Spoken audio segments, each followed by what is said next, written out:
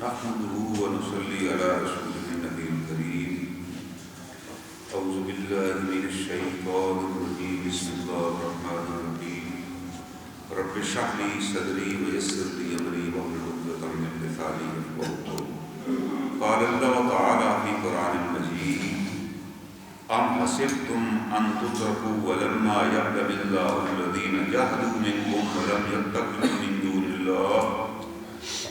يتخذوا من دون الله ولا رسوله ولا المؤمنين وليجا والله خبير بما تعملون. وقال الله تعالى في مقام آخر: قل إن كان آباؤكم وأبناؤكم وإخوانكم وأزواجكم وعشيرتكم وأموال اقترفتموها وتجارة تخشون كسادها ومساكن ترضونها أحب إليكم من الله ورسوله وجهاد في سبيله فتربصوا حتى يأتي الله بأمره والله لا يهدي القوم الفاسقين. لقد نصركم الله في مواطن كثيرة ويوم حنين إذا أعجبتكم كثرتكم فلن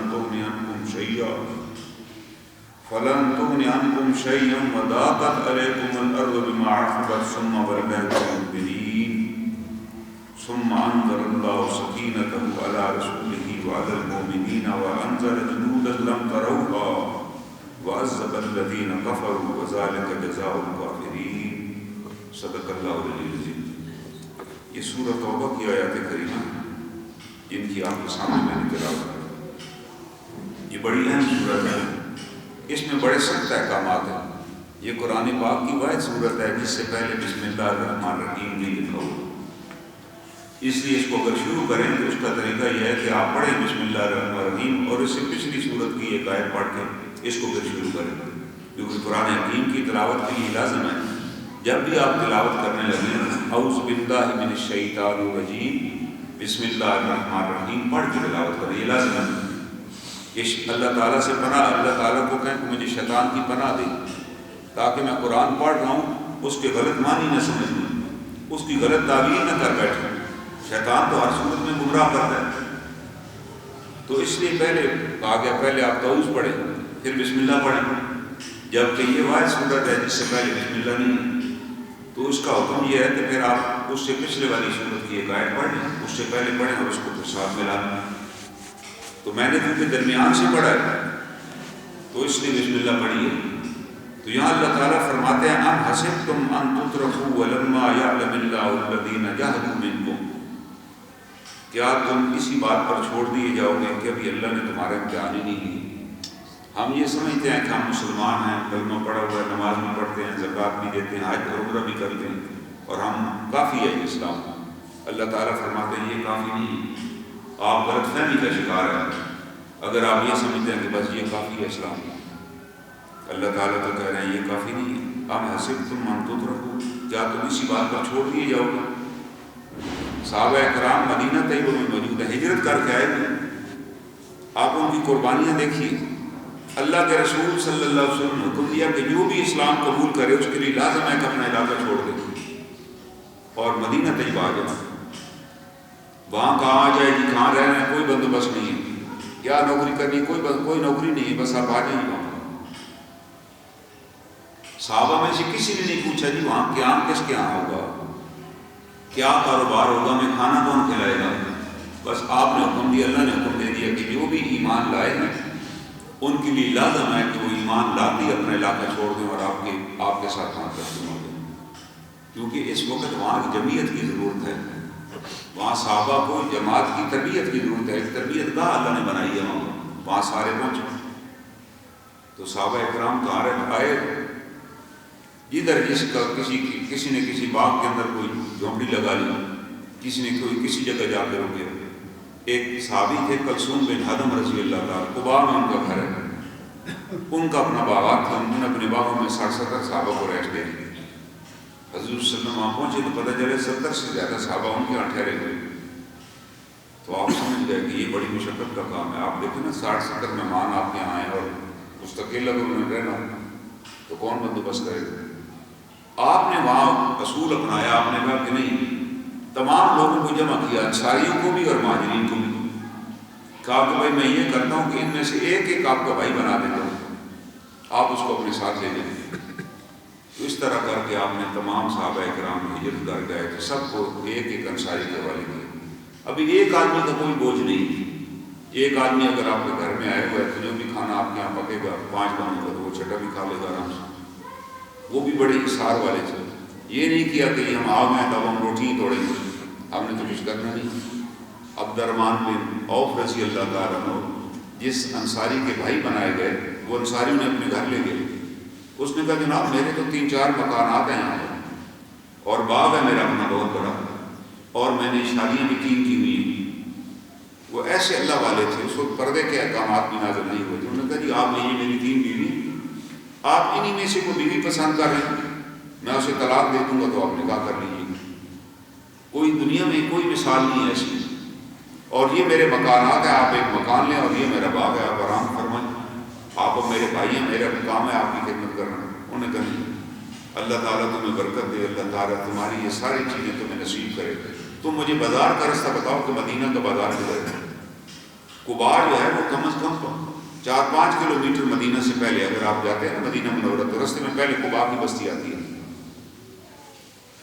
آپ کو قباء سے اتنی محبت تھی قباء والوں سے کہ سب سے پہلی نماز آپ نے قباء میں آ کر پڑھی، پھر اس مسجد میں پڑھی جو پہلی مسجد بنائی گئی دنیا میں قباء کے اندر، اور اس مسجد کی آپ نے فضیلت یہ بیان کی کہ جو آدمی بھی 2 نفل کی نیت سے قباء کی مسجد میں جائے گا کہ میں جا رہا ہوں دن میں فارغ ہوا ہے 2 نفل وہاں پڑھا تھا قباء، آپ نے کہا اسے ایک قبول عمرے کا ثواب ملے گا۔ یہ حدیث شریف قباء کی مسجد کے باہر لکھی ہوئی ہے، یعنی سند کے ساتھ ایک حدیث لکھی ہوئی ہے، پتھر کے اوپر کندہ ہے کہ اور لوگ جو مدینہ منورہ میں رہتے ہیں، یہ عمرے کے لیے حج کے لیے جاتے ہیں، وہ دن میں کوئی بھی وقت نکالتے ہیں، وہاں سے ایک دفعہ قباء کا چکر لگا لیتے ہیں کہ چل یار یہ ایک عمرہ تو کر رہے ہیں نا قباء والے، جس کی حضور صلی اللہ علیہ وسلم نے بشارت دی۔ تو عبد الرحمن بن عوف بازار گئے، بازار میں کوئی چیز خریدی کوئی چیز بیچی۔ اس زمانے میں پیسوں کا رواج نہیں تھا، کسی نے انڈے دیے تو گھی لے لیا، گھی خریدا تو کوئی جو خرید لیے، جو لیے تو کھجوریں لے لی۔ جب شام کو واپس آئے عبد الرحمن بن عوف تو ان کے پاس کتنا بڑا ہے، اتنی بڑی ایک چمڑے کی چھاگل ٹائپ تھی، اس زمانے میں گھی اس میں ڈالا جاتا تھا جیسے آج کل ڈبے ہوتے ہیں، وہ لے آئے کہتے یہ آج کی میری کمائی ہے۔ ایک دن میں انہوں نے کہا یہ آج میں نے جو بھی سودا بیچا اور خریدا، اور پھر اس کے بعد اللہ نے ان کو اتنی وسعت عطا کی کہ 1000 اونٹوں پہ ان کا قافلہ سامان تجارت لے کر آیا کرتا تھا مدینہ طیبہ۔ اور جب مدینہ طیبہ میں ایک دفعہ قافلہ آیا اور شہر کے اندر اس وقت قید کی حالت تھی کیونکہ یہاں بارش ہی نہیں ہوئی تھی، تو آپ کو پتہ چلا کہ لوگ بڑی قیمتیں لگانے کے لیے ان کی قافلے پہ آئے ہوئے کہ ہم خریدنا چاہتے ہیں، آپ بتائیں کتنے نمازیں ہیں۔ آپ کو بتایا گیا کہ حالات بڑے سنگین ہیں اس وقت۔ ام المؤمنین عائشہ صدیقہ رضی اللہ تعالیٰ عنہ درس دے رہی تھی، اور اس درس کے دوران وہ درس رک گیا، جب وہ اونٹوں کو قافلہ شہر میں داخل ہوا اور گھنٹیاں بجی تو اس سے قافلہ درس رک گیا۔ آپ نے پوچھا یہ کس کا شور؟ نے کہا عبد الرحمن بن عوف کا قافلہ آیا۔ انہوں نے کہا حضور صلی اللہ علیہ وسلم نے سچ فرمایا تھا کہ دنیا دار آدمی اگر دیندار بھی ہوا نا تو جنت میں 500 سال بعد داخل ہوگا۔ دیکھو یہ دیندار آدمی ہے اور اتنا اس کا مال ہے کہ ہمارا درس ہی بند ہو گیا۔ بہت زیادہ مالدار ہونا بھی بڑا خسارے کی بات ہے، اللہ معاف فرمائے۔ اتنا مال بھی نہ ہو کہ بندے کو پھر ہوش ہی نہ ہو اس کی حلال و حرام کی، نہ اس میں سے آپ نے نکال سکتے۔ پھر مال جب زیادہ آ جاتا ہے تو وہ لالچ ہوتی ہے کہ اس کو اور بڑھایا جائے، وہ آرام سے تو بیٹھتے نہیں۔ تو ان کی اہلیہ بھی اس درس میں موجود تھی، انہوں نے فوراً وہاں سے اٹھی اپنے خامد کو جا کر بتایا کہ آپ کے بارے میں تو یہ بتایا گیا وہاں کہ 500 برس آپ لوگ لگیں گے جنت میں جانے میں۔ عبد الرحمن بن عوف فوراً اٹھے، اپنی دستار مبارک گردن میں ڈالی اور آ کے حضور صلی اللہ علیہ وسلم کے گھر پہ دستک دی۔ آپ دنیا سے رخصت ہو چکے تھے۔ ام المؤمنین کو کہا اماں جی میں حاضر ہوں، مجھے آپ کا پیغام مل گیا، مجھے حدیث پہنچ گئی، لیکن میں آپ کو گواہ بنانا چاہتا ہوں کہ یہ 500 جو 1000 اونٹ میرا مال کا آیا، اس کو میں بیچوں گا نہیں، اس کو میں نے سارے اس مال کو آج صدقہ کر دیا جس میں مستحق لوگ ہیں مدینہ کو ان کے درمیان۔ یعنی ان کی یہ تھا کہ یار ہماری بخشش ہو جائے، ہماری مغفرت ہو جائے۔ مال کی محبت انہوں نے دل میں نہیں بسائی، انہوں نے کہا کہ اللہ نے مال دیا، ہم نے اللہ نے ہمیں توفیق دی، ہم نے خرچ کیا۔ آپ نے کہا تمہارے پاس مال ہے، اسے دائیں بائیں آگے پیچھے ہر جگہ خرچ کرو، جو بھی سوالی ہے اس کی مدد کرو۔ انہوں نے یہ صحابہ کرام نے کیا، لیکن ان صحابہ کرام کو بھی اللہ تعالیٰ کہہ رہے ہیں کہ آپ یوں نہ سمجھیں کہ آپ کامیاب ہو گئے ہیں اور آپ جنت میں چلے جائیں گے. ابھی تو اللہ نے آپ کو آزمایا نہیں, ابھی تو آپ سر ہجرت کر کے آ کے بیٹھے ہیں, مشقت ہے. آپ جتنے اور صحابہ تھے جو بعد میں آتے گئے, ان کو آپ نے مسجد نبی صلی اللہ علیہ وسلم میں آپ کے روضہ انور کے سامنے ایک جگہ چبوترا چھوٹا سا, اگر آپ کبھی جائیں تو آپ نے دیکھا ہوگا, اس کو اصحاب صفہ کا چبوترا کہتے ہیں. وہاں جا کر پوچھیں اس کی غیرت کری جاتی. وہاں وہ سارا دن بیٹھے رہتے, سارا دن دین سیکھتے. دین ان کے ذریعے ہم تک پہنچا, ان کا تو اور کوئی کام ہی نہیں تھا. جو جس کے باغات ہوتے وہ اپنے باغ سے 2-3 کوشے لے جاتا, کھجوروں کے مال لٹکا دیتا, وہ گری ہوئی کھجوریں کھا لیتے. کسی گھر مال آتا تو وہ ان کو لے جاتا 10 بندوں کو, کہ آج 10 بندے مجھے دیں, میں ان کو کھانا کھلاؤں گا. اور ان کی حالت یہ ہوتی تھی کہ وہ مسجد میں نماز کے دوران گر پڑتے تھے. ابو ہریرہ نے کہا میں جب گر پڑتا تو لوگ میری گردن دباتے کہ شاید مجھے کوئی مرگی کا دورہ پڑ گیا, وہ سمجھتے تھے ان کی شاید مرگی ہو گئی ہے. وہ کہتے ہیں کہ میں ان کو بتا نہیں سکتا کہ میں تو یار 5 دن کا بھوکا ہوں یا 3 دن کا بھوکا ہوں, میں تو کھائی کچھ نہیں. اور اللہ کے رسول صلی اللہ علیہ وسلم کے گھر میں کوئی چیز پکتی تو آپ اٹھا کر اس جماعت کے پاس لے آتے, آپ سب کو بلا لیتے کہ آؤ بھائی کھا لو. آپ کو پتہ تھا کہ آپ اصحاب صفہ کی ضروریات ہیں. اور بعد میں جتنے حکمران, گورنر اور ادار قاضی جایا کرتے تھے وہ اسی جماعت میں سے جایا کرتے تھے. یہ تو بڑی قربانی والی جماعت تھی, اس کا تو بہت کام ہی نہیں تھا. دین سیکھا اور اسی طرح حلال کے اوپر جمے رہے اور بڑی مشقت والی زندگی گزاری. اللہ نے بڑا بدلہ دیا. حضرت ابو ہریرہ رضی اللہ تعالیٰ عنہ بعد میں گورنر بنے, لیکن وہ کہتے ہیں کہ یار ایک وقت اٹھا کے میرے پاس کئی دن کا کھانا نہیں ہوتا تھا, اللہ نے مجھے گورنر بنایا. تو اللہ تعالیٰ بتا رہے ہیں کبھی ہم نے آپ کو آزمایا نہیں ہے. اور آزمائش کیا ہے؟ وَلَمَّا يَعْلَمِ اللَّهُ الَّذِينَ جَاهَدُوا مِنكُمْ, کہ تم میں سے کون لوگ ہوں گے جو جہاد کریں گے. کہ بھائی جب تک آپ جہاد کے لیے نہیں نکلیں گے تو آپ کا ایمان کس کام کا,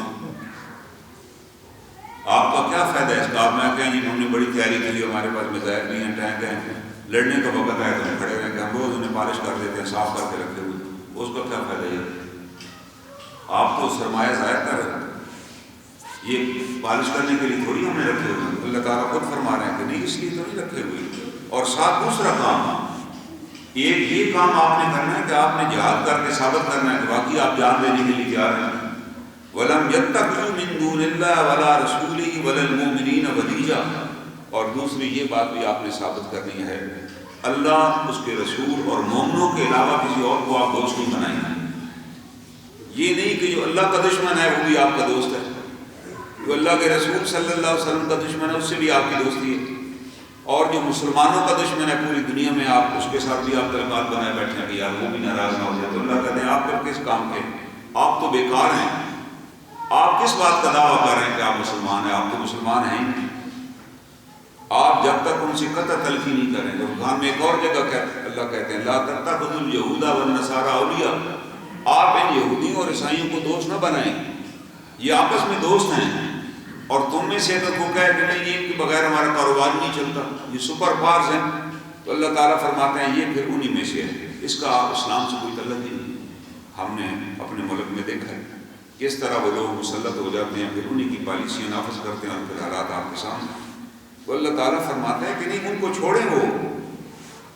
اور ساتھ اللہ فرماتے ہیں وَاللَّهُ خَبِيرٌ بِمَا تَعْمَلُونَ, جو تم کرتے ہو اللہ کو اس کی خبر ہے. آپ جو کچھ چھپ چھپا کے بھی کر رہے ہو اللہ اس بات کو جانتے ہیں. اور اگلی آیت وہ اس سے بھی بڑی زبردست آیت ہے, اس کے اندر اتنی بڑی وعید ہے. اللہ تعالیٰ فرما رہے ہیں قُلْ, آپ انہیں کہہ دیجیے ان کان آباؤکم, چاہے وہ تمہارے باپ ہوں, وَأَبْنَاؤُكُمْ, اور چاہے تمہاری اولاد ہوں, وَإِخْوَانُكُمْ, اور چاہے تمہارے بھائی ہوں, وَأَزْوَاجُكُمْ, اور چاہے تمہاری بیویاں ہوں, وَعَشِيرَتُكُمْ, اور چاہے تمہارا خاندان ہو, وَأَمْوَالٌ اقْتَرَفْتُمُوهَا وَتِجَارَةً تَخْشَوْنَ كَسَادَهَا, اور چاہے تمہیں تجارت میں نقصان ہونے کا خوف ہو کہ تجارت تباہ ہو جائے گی, وَمَسَاكِنُ تَرْضَوْنَهَا, یا تمہیں اپنے مکانات پر بڑا گھمنڈ اور بڑا ناز ہو کہ ہم نے بڑی دنیا کی نعمتیں اور آسائشیں اکٹھی کر رکھی ہیں. احب الیکم من اللہ ورسولہ وجہاد فی سبیلہ, اگر تم جہاد کے مقابلے میں ان کو راضی رکھنا چاہتے ہو کہ جہاد پہ جائیں گے تو میرے والد صاحب مجھے اجازت نہیں دیں گے, کہیں گے بھائی چھوڑو یار باقیوں کے بھی جہاد ہے, آپ آرام سے بیٹھے. میرے بچے مجھے سمجھائیں گے کہ یہ جہاد آپ نہیں کریں تو بہتر ہے. میری بیوی مجھے کہے گی کہ اس جہاد کا کوئی فائدہ نہیں، چھوڑیں، آپ کیوں ٹکر ماریں. میری برادری مجھے کہے گی کہ آپ یہ کام نہ کریں. اور قرآن کہہ رہا ہے اگر آپ نے ان کی بات مان لی، کسی نے کہا جی یہ کرنے سے یہ نقصان ہو جائے گا، آپ کا مکان ہی چھین سکتا ہے بھائی، آپ یہ آزادی کی نعمت بھی کھو سکتے ہیں، آپ کے ساتھ کوئی اور واردات بھی ہو سکتی ہے. اور اللہ تعالیٰ فرماتے ہیں اگر تم نے ان کی بات مان لی اور کہا کہ چلو چھوڑے جہاد نہیں کرتے، ان کو راضی رکھ لیتے ہیں، تو اللہ فرماتے ہیں فتربصوا، پھر تم انتظار کرو، حتیٰ یأتی اللہ بأمرہ، یہاں تک کہ اللہ کا بھی حکم آ جائے. اللہ پھر حکم بھیجیں گے. واللہ لا یہدی القوم الفاسقین، اور اللہ فاسقوں کو، نافرمانوں کو ہدایت نہیں دیتے. کہ آپ نافرمان ہیں بھائی، آپ کے والدین بھی آپ کو نہیں بچا سکیں گے، آپ کی اولاد بھی نہیں بچا سکے گی، آپ کی تجارت بھی کام نہیں آئے گی، آپ کی حویلیاں بھی کام نہیں آئیں گی. آپ کو اللہ کی راہ میں نکلنا ہے بھائی. آپ دیکھیں نا، آج ہم روزانہ اخباروں میں پڑھتے ہیں، ہم سب کے گھر ٹی وی بھی ہیں، ہم خبریں بھی سنتے ہیں، کشمیر میں کس طرح کے مظالم ہو رہے ہیں. کہ آج کتنا عرصہ ہو چکا ہے کہ کرفیو لگا ہوا ہے وہاں پر، بازار اور مارکیٹیں بند ہیں. آپ اندازہ لگا یہ 6 مہینے کے لیے بازار بند ہو جائے تو اس کے اندر جو مال پڑا ہوا وہ کدھر جائے، اس کی کیا کیفیت ہوگی. لوگ وہاں سبز چارہ ابال کے کھاتے ہیں، کوئی چیز نہیں. اور کتنے لوگ ہیں جن کے بیٹے اور بیٹیاں گھر گھوٹ سے مر گئے، والدین فوت ہو گئے، وہ دفن کرنے کے لیے بھی قبرستان نہیں لے جا سکے، گھروں کے سینوں میں گڑے کوچوں نے دفن کیے، کوئی تو باہر نکل نہیں سکتی. مظالم کی انتہا ہے. اور آج ہم نے اس پہ کیا فیصلہ کی؟ کل آپ نے پڑھا ہوگا وزارت خارجہ نا کہ 2 منٹ کی خاموشی اختیار کریں احتجاجی میں، اس سے بڑا معاملہ پڑ جائے گا. قرآن تو کہیں نہیں بتا رہا، اللہ تعالیٰ ہمیں بھی بتا دیتے. اصل گائیڈ تو ہمارے لیے کتاب ہے.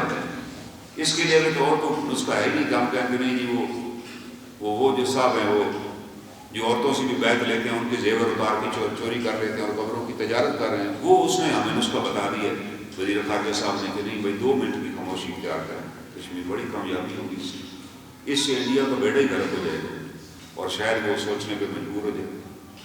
جیسے ایک دفعہ انہوں نے کہا جمعے والے دن آدھا گھنٹہ کھڑے رہیں یا اپنے گھروں کے سامنے 12 بجے، اس سے بھی بڑا فرق پڑا. اس کے بعد میں قبضے کر لیا. آپ اندازہ لگائیں کہ آپ قرآن کا حکم چھوڑ کے آپ کس امید پہ ہم بیٹھے ہوئے ہیں کہ ہم ان کے لیے نکل آئیں گے.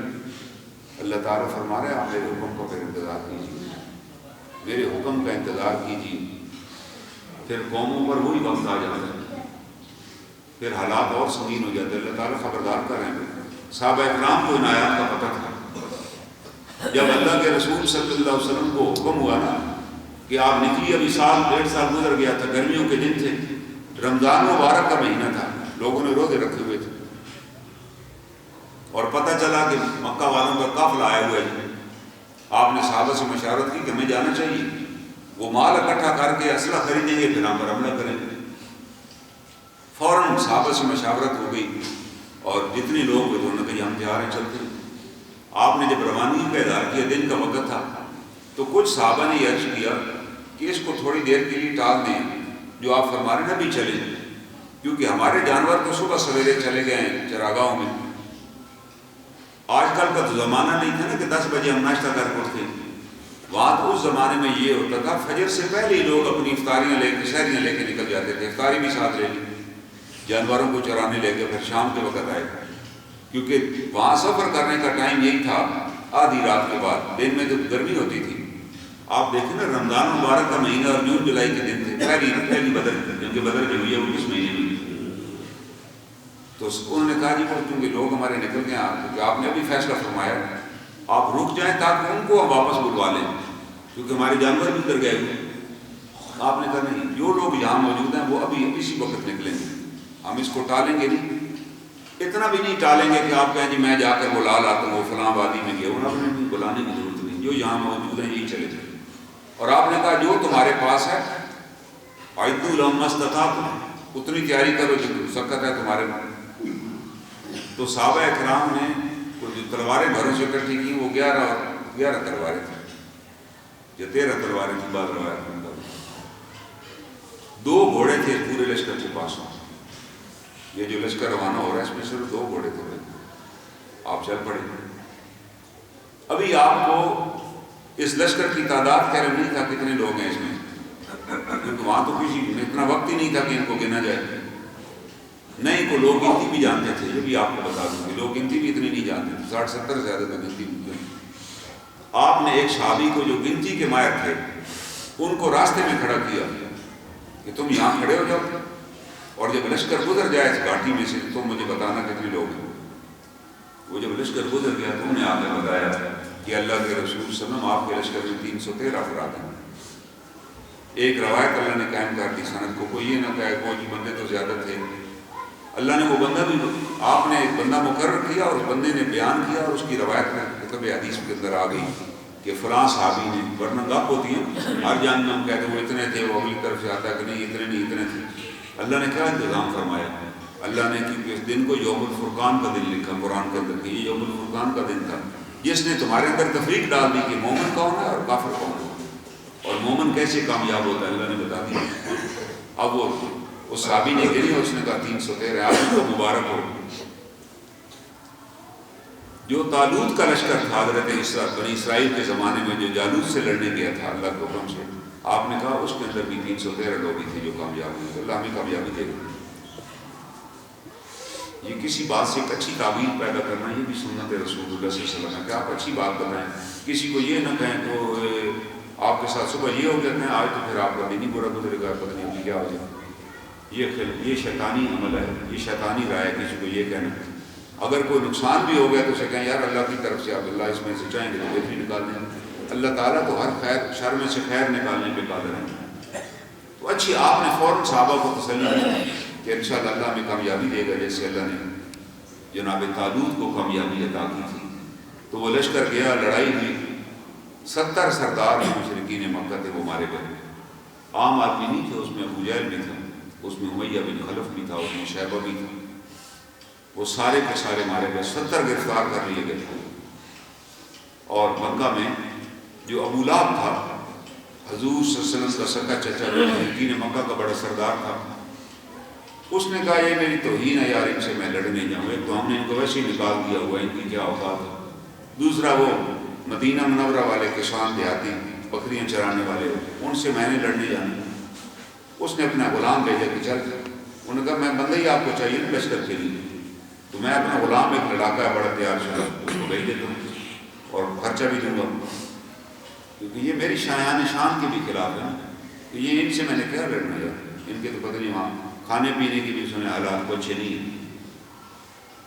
اب اس ہر روز شام کے وقت یا عصر کے وقت حرم میں آ کے بیٹھ جائے خبروں کے انتظار میں، ابھی لشکر آ رہا ہوگا اور لشکر کو حکم کہ وہاں بڑی کامیابی کر کے آئے گا، پتہ نہیں کتنے صحابہ کو گرفتار کر کے بھی لیا ہے۔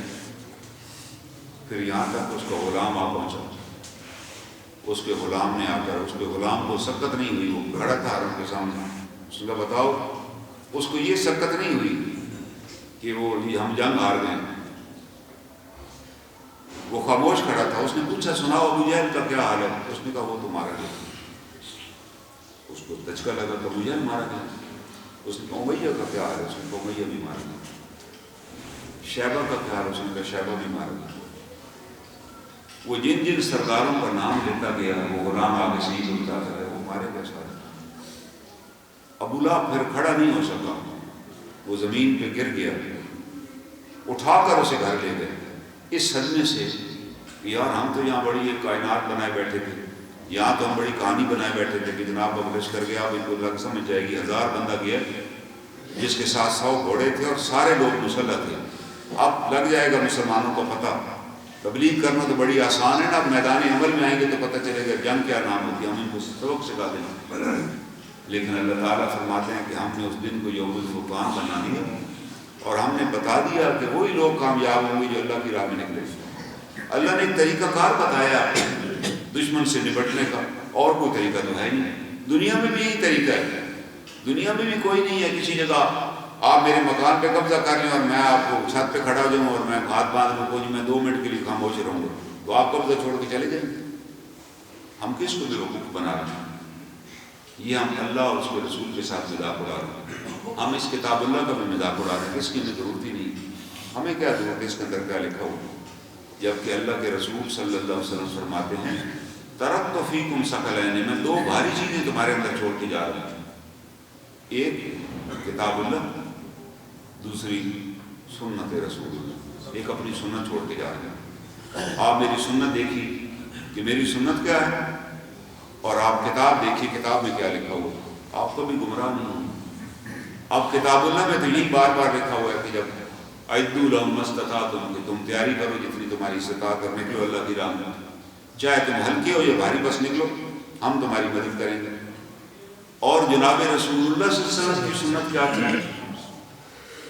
ایک رات مدینہ میں ایک بہت سی آواز آئی، کئی دفعہ رات کو ہوتا ہے نا آواز سی زور سے آتی ہے جیسے کوئی چیز گری ہو، بعد میں باہر نکل کے دیکھتے ہیں کہ کسی بلی نے چھلانگ لگائی ہوتی ہے کسی ڈبے کے اوپر، تو بڑی آواز آتی ہے۔ تو ایک رات مدینہ کے اطراف جو علاقے تھے وہاں سے ایک آواز سی آئی، صحابہ کرام نے گھر میں سوچا کہ پتہ نہیں خیر ہو سکتی، کسی نے حملہ نہ کر دیا، مخالفین بڑے تھے، یہودی تھے دائیں بائیں۔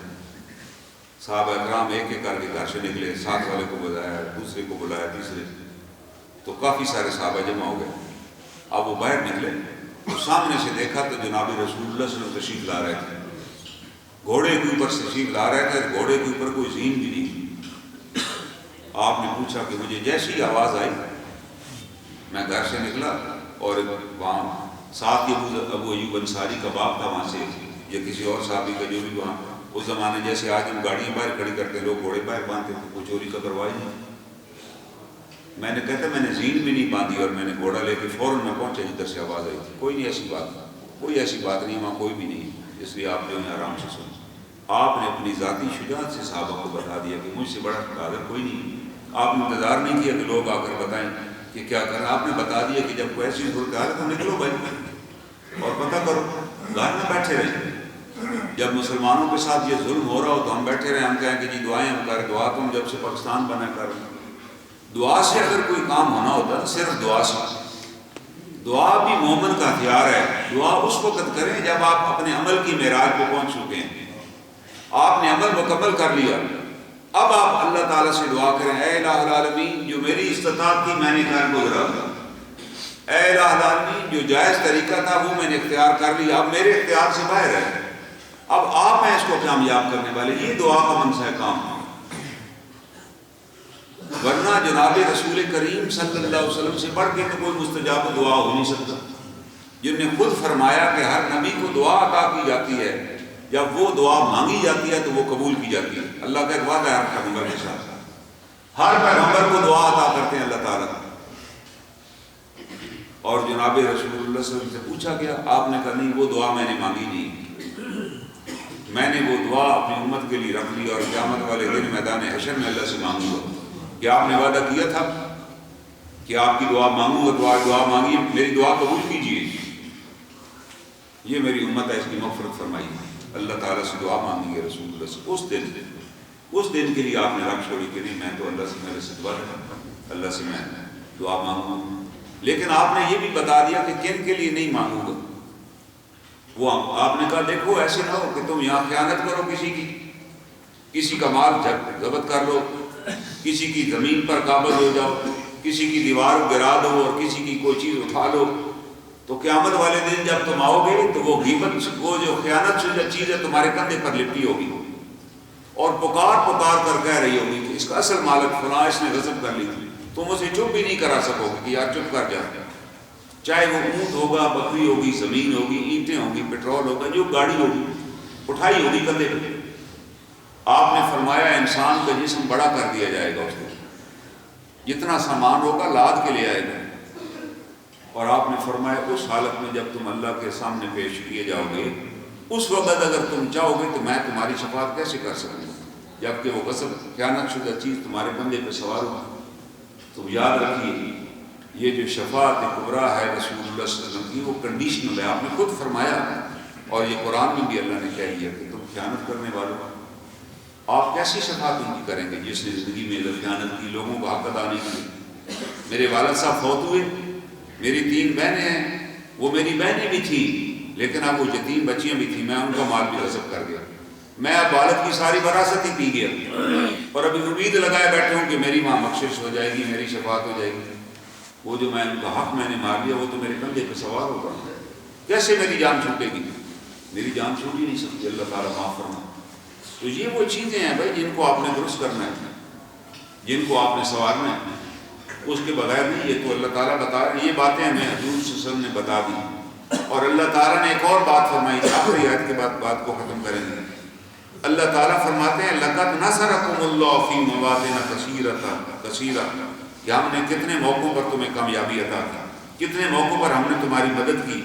وَيَوْمَ حُنَيْنٍ، اور حنین کے دن بھی، اِذْ أَعْجَبَتْكُمْ كَثْرَتُكُمْ فَلَمْ تُغْنِ عَنْكُمْ شَيْئًا وَضَاقَتْ عَلَيْكُمُ الْأَرْضُ بِمَا رَحُبَتْ ثُمَّ وَلَّيْتُمْ مُدْبِرِينَ، کہ حنین والے دن کو ذرا یاد کرو، جب ہمیں اللہ تعالیٰ نے تمام جنگوں میں فتح دے دی اور مکہ فتح ہو گیا اور سارا عرب آپ کے زیر نگین آ گیا، تو اس وقت ایک علاقہ تھا طائف، وہ فتح نہیں ہوا تھا۔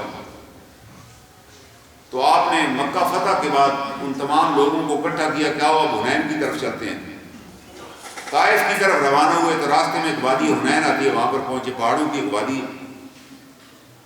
جو طائف کے لوگ تھے انہوں نے اس کے اندر تیر انداز بٹھا دیے تھے سارے، کہ تیر لے کے بیٹھ جاؤ، جب لشکر سامنے آئے تو تیروں کی بارش کرو۔ تو صحابہ میں سے کسی صحابی کی زبان سے جملہ نکل گیا کہ ہم نے تو وہ جنگیں بھی جیتی ہیں جی جس میں ہمارے پاس ہتھیار بھی نہیں ہوتے تھے، 250-300 بندے ہوتے تھے، ہم جیت جاتے تھے۔ آج تو ہمارے پاس بڑی کثرت ہے، مکہ کے لوگ بھی تھے جو نئے نئے اسلام لائے تھے، پھر جو لوگ حج عمرہ کے لیے آئے تھے وہ بھی ساتھ تھے، بڑی کثرت تھی۔ لیکن جیسی یہ بات اللہ کو پسند نہیں آئی کہ آج تمہارے پاس بڑا لشکر۔ اللہ نے کہا اچھا آپ کو بتا دیتے ہیں، آپ کے پاس کثرت ہے، تبھی آپ کو پتہ چل جاتا ہے کثرت۔ آگے سے جیسے تیر اندازوں کی بارش ہوئی تو جو جتھا سب سے آگے تھا وہ شہید ہو گیا، اور باقی واللہ مدبرین، باقی پیٹ پھیر کے بھاگ نکلے وہاں سے، یہاں تک کہ رسول اللہ صلی اللہ علیہ وسلم اس میدان جنگ میں اکیلے رہ گئے۔ اور آپ نے پھر حضرت عباس اپنے چچا کو بلایا جن کی آواز بڑی بلند تھی کہ آپ ان کو آواز دو، اور اپنا تعارف کرایا کہ میں ہوں محمد بن عبداللہ، عبد المطلب کا پوتا، میں میدان میں کھڑا ہوں اور میں پیچھے نہیں ہٹوں گا۔ جب صحابہ کو آواز دی گئی اے بدر والو، اے احد والو، اے خندق والو، وہ پھر سارے واپس پلٹے۔ اور اللہ تعالیٰ فرماتے ہیں پھر ہم نے کیا کیا؟ اللہ فرماتے ہیں ثم انزل اللہ سکینتہ علی رسولہ وعلی المؤمنین، اور پھر ہم نے سکینت نازل کی، سکون نازل کی اپنے نبی پر اور مومنوں پر۔ وانزل جنودا لم تروہا، اور ہم نے وہ لشکر نازل کیے جو تمہیں نظر نہ آتے تھے۔ وعذب الذین کفروا، اور کافروں کو ہم نے سزا دی۔ وذالک جزاء الکافرین، اور یہی ان کا بدلہ ہے۔ اللہ تعالیٰ بتا رہے ہیں کہ ہم نے تمہیں بتا دیا کہ تم اگر اپنے ہتھیاروں پر اور کثرت پر گھمنڈ کرو گے تو پھر حنین والے واقعے کو دیکھو، تمہارے قدم ہم نے اکھیڑ دیے تھے۔ لیکن جب اللہ کے رسول صلی اللہ علیہ وسلم نے دوبارہ صحابہ اکرام کو بلایا، ان کو احساس ہو گیا کہ یہ غلطی ہم سے ہو گئی کہ ہم جو کہہ بیٹھے تھے، وہ پلٹ آئے، پھر لڑے، اللہ نے غالب کر دیا۔ اللہ نے کہا اس وقت ہم نے تمہارے دلوں کے اندر، ورنہ میدان جنگ میں اگر خدا نخواستہ ایک دفعہ قدم اکھڑ جائیں پھر جمنا مشکل ہوتا ہے، پھر کھڑا ہونا بھی مشکل ہوتا ہے، پھر بندے بھاگتے ہیں اندر دھند۔ لیکن وہ تو صحابہ اکرام تھے، اللہ نے کہا ہم نے ان کے دلوں میں سکینت ڈالی، ان کو جما دیا اپنی جگہوں پر، اور وہ لشکر بھیجے جو تمہیں نظر نہ آتے تھے۔ آپ دیکھیں نا پاکستان بن گیا، انگریز بھی مخالف تھے، ہندو بھی نہیں چاہتے تھے بنے، سکھ بھی مخالف تھے، ہمارے اندر بھی کچھ لوگ تھے جو چاہتے تھے تقسیم نہ ہو، جن کے خیال میں تقسیم غلط تھی۔ وہ ساروں کے باوجود اللہ نے مہربانی فرمائی، ایسے حالات بنے کہ اللہ نے پاکستان بنا دیا، پاکستان بن گیا۔ پھر پوری دنیا نے مخالفت کی، اس کے باوجود آج ہم ایٹمی طاقت ہیں۔ یہ اللہ کی بڑی مہربانی، اللہ کی کرنے بازی۔ تو اللہ تعالیٰ فرماتے ہیں اس کرنے بازی کا نتیجہ یہ ہے کہ آپ اللہ کی راہ میں جہاد کے لیے نکلیں۔ یہ ساری چیزیں آپ کو اس لیے دی ہیں کہ آپ جہاد کے لیے نکلیں گے تو یہی ایک نسخہ کیمیا ہے۔ اگر صرف دعاؤں سے ہوتا تو جناب رسول اللہ صلی اللہ علیہ وسلم کو بدر اور احد میں جانے کی ضرورت ہی نہیں تھی۔ آپ مسجد نبی میں بیٹھ جاتے، وہاں 50,000 نمازوں کا ثواب ملتا ہے، وہاں آپ 2 نفل پڑھتے، آپ دعا مانگتے، صحابہ آمین کہتے اور جنگ فتح ہو جاتی۔ آپ نے ایسی تو نہیں کی، آپ نے جو کچھ آپ کے ساتھ تھا آپ نے اس کو لیا، میدان بدر میں آ گئے اور پھر آپ نے دعا کی۔ سیدنا ابوبکر صدیق فرماتے ہیں کہ ہم نے حضور صلی اللہ علیہ وسلم کے لیے ایک سائڈ پہ چبوترا بنا دیا، سایہ دار جگہ بنا دی، وہاں آپ نے دعا کی اور اتنی لمبی دعا کی، اتنی لمبی دعا کی کہ آپ کے کندھوں پہ جو چادر مبارک تھی وہ زمین پہ گر گئی تھی. آپ اس دعا مانگنے میں اتنے مہر تھے کہ مجھے پھر کہنا پڑا کہ اے اللہ کے رسول صلی اللہ علیہ وسلم اب بس کیجیے کیونکہ آپ نے کہہ دیا اللہ تعالیٰ اے الہ العالمین جو میرے پاس ایک جماعت تھی اس کو میں آج لے آیا ہوں، اور اگر یہ جماعت آج ختم ہو گئی تو پھر قیامت تک تیرا نام لینے والا کوئی نہیں ہوگا. اے اللہ ان کو کامیاب فرما، میرے پاس جو کچھ ہے میں لے کر آ گئی ہوں، ان کو کامیابی عطا فرما. اللہ نے کامیابی عطا کر دی اور ان کی کمر توڑ کے رکھ دی. اس کے بعد ان کو کیسا جھٹکا لگا. اللہ نے قرآن میں کہہ دیا یوم الفرقان، طریقہ کار ہمیں بتا دیں کہ بھئی یہ طریقہ کار ہے، تم اپنی استطاعت کے ساتھ نکلو گے ہم تمہیں غالب کر دیں گے. اللہ کا یہ قانون ہے، اس قانون کو کوئی بدل نہیں سکتا. اللہ تعالیٰ خود فرماتے ہیں کہ ہمارے قانون بدلے نہیں کرتے، ہمارے قانون اٹل اور ابدی ہیں. اللہ تعالیٰ سے دعا ہے اللہ تعالیٰ ہمیں قرآن کریم کے اس پیغام کو سمجھنے اور عمل کرنے کی توفیق عطا فرمائے.